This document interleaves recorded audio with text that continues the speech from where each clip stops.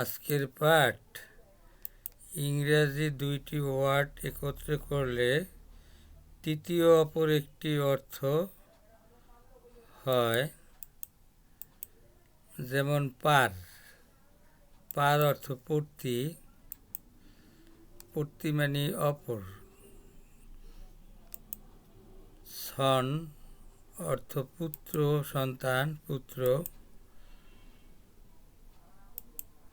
এখন এই যে পার যোগ সন, পার্সন, এই দুইটা ওয়ার্ড যোগ করলে হয় পার্সন, যার অর্থ ব্যক্তি। লক্ষ্য করি, পার যোগ সন একত্রে করলে হয় ব্যক্তি।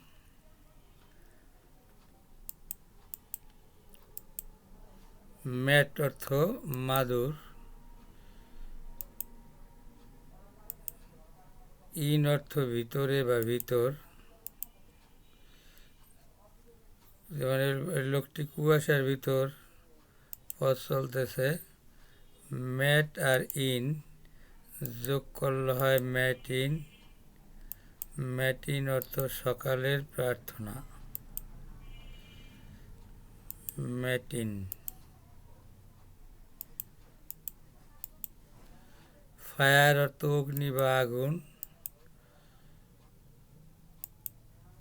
ফ্লাই অর্থ উড়া।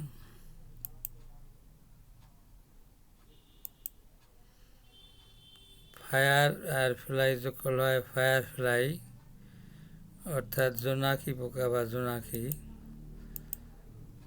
ফায়ার যোগ ফ্লাই, ফায়ার ফ্লাই, জোনাকি পোকা।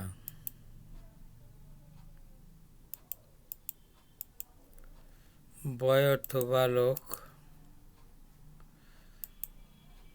কট অর্থ খাটিয়া। বয় আর কট যোগ করলে হয় বয়কট। সুতরাং বয়কট অর্থ এক ঘরে করে রাখা।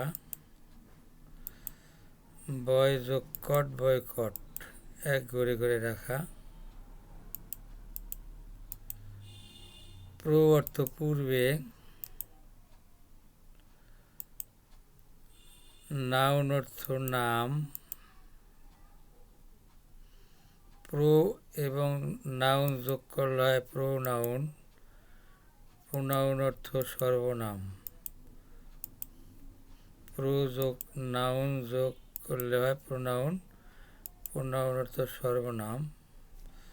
সর্বনামের উদাহরণ যেমন আই, আওয়ার, হি, আজ, দে, এরকম লেখা আছে সর্বনামগুলো। এরপরে যার অর্থ জীবাণু। যার অর্থ জীবাণু। এনি অর্থ যে কেহ। যে কেউ এই লোকটিকে মারধর করছে। যার আর এনি যোগ করলে হয় জার্মানি। যার যোগ এনি, জার্মানি। জার্মানি অর্থ জার্মানি একটি দেশের নাম, জার্মান দেশ। ধন্যবাদ। যে যেখানে থাকো আছো, ভালো থেকো, এই কামনায় শেষ করছি। খোদা হাফেজ।